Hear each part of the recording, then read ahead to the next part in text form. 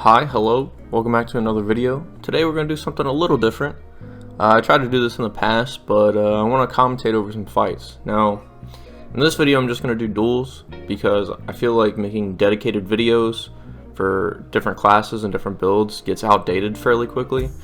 So I think it'd be easier just to commentate over some duels, especially ones that are currently in the meta, and hopefully that helps people, and it would be easier for people to come back and watch these videos. Because, you know, every 3 months or so, there's pretty big balance shakeups. Obviously, there's some classes that kind of stay the same, like fucking Willbender, Harbinger, and Catalyst. But I think this will be a better way to do it. Now, I tried to do a commentary before, but I tried to say too much and didn't really end up saying anything. So I'm going to try a few different ways of talking about my different fights, and hopefully it works out. Alright, for this first fight, I am versus a Willbender on Core Mesmer. Now, Core Mesmer is just Chrono divided in half, so anything that I do, Chrono can do times 2. How about that? Now, for Willbender, there's one big thing you want to watch out for, which is the F3. That's that big circle that was just on the ground. It gives them stab, and it gives them boons for multiple hits. So me plus clones is a lot of multiple hits, so it's best to just avoid them. Now, normally I try to just do this with range, but some Willbenders play very aggressively, and I'm forced to use stealth and dodges.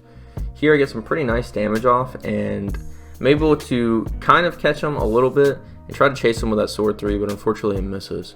Here he goes for the sword 2 and then another port, so I go ahead and use my mass invis a little early just because I don't want to get caught with low cooldowns. He uses that F3 again, so again I'm just going to go back into kiting, I hit him with that sword 2, and then that torch 4, run away a little bit, get some nice damage off as I come out, and chase him with blink and push him with greatsword 5 to get an interrupt on the heal. This forces him into his invuln, however this means he has F3 up again. So again, I'm playing defensive, I have my offhand weapon set, and I'm just waiting out. Here he hits me with that, I think it's focus 4, it might be focus 5, but the damage is not too crazy, so it's okay if you miss it. Here, I'm getting pretty low in health, so I decide to use my torch 4, get a safe heal off, and open up with greatsword 4. He hits me with his sword pull, so I save all my shatters, and hit him with an F1 as soon as I get pulled in.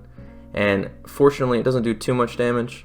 I'm going to throw my greatsword 2, but it's out of range a little bit, and I use my distort that's up to use my signet, that way I have distort again. I go for mass invis again because I'm pretty low, but here I feel like he's pretty low on cooldown, so I'm going to get ready to commit for a burst.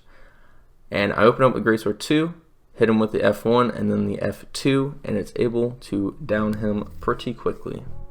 Alright, for this next fight, it is the same player on a different build. This is DH. Now, this build, instead of watching out for the F3, you're going to watch out for the F1, which is the thing I just face tanked right here in the first 2 seconds of the duel.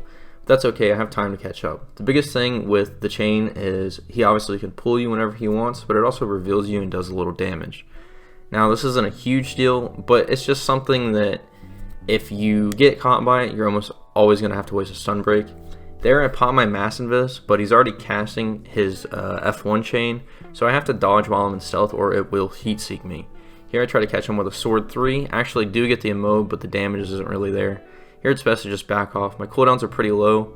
He's in greatsword, so I'm assuming he's going to try to go for a pull, so I stay in range of Midnight Signet and actually get the blind off. However, I face tank another chain pull, which I'm not here to show perfect duels, I'm here to show where I mess up.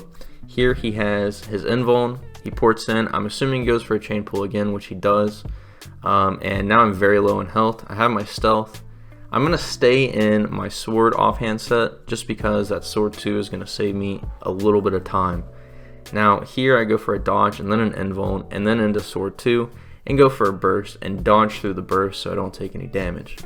Alright, for this next fight, I'm versus a Condi Berserker. Now, I've seen this build pop up quite a few times over the past couple weeks, and it seems like people are having problems with it.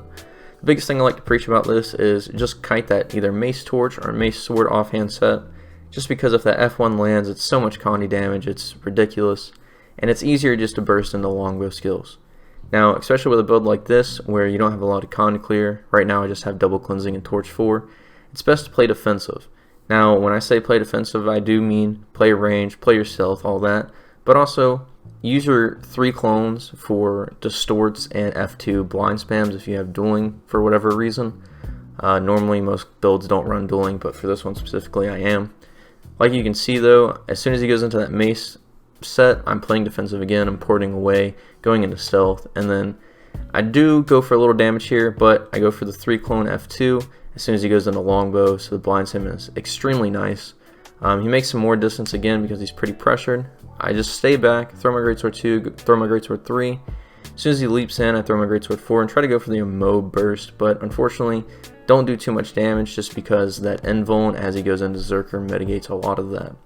Now here I got him pretty pressured. I feel pretty confident that I can be aggressive here. Unfortunately, I do face tank that F1, so you can see all those boons there. But that's okay because I can port away and hit him with a greatsword 3 to finish the fight. For the next fight, I'm versus Chrono on a core Mesmer build again. Now, like I said earlier, Chrono is just core Mesmer times 2.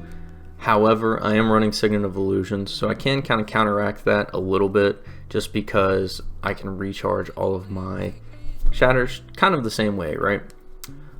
Here I'm just going to play defensive. Now, obviously, he has a CC heavy build and I have a stealth heavy build. So it's a pretty good matchup, a pretty 50-50 matchup. If he catches me with a really good CC burst, then he can kill me.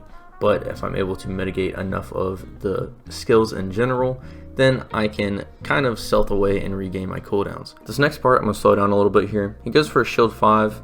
I'm also going to look out for the sword 3, which it is right there. Now I'm going to dodge through the shield 5. Now, the reason I do this is because he ported into me with the sword 3. I'm going to assume, and it's always a fairly safe assumption, that once he ports into me, that shield 5 is just going to keep going the direction that it was. Now, obviously, if he doesn't, it'll turn back on itself, so you don't want to dodge through it when it's turning back on itself. Hope that makes sense.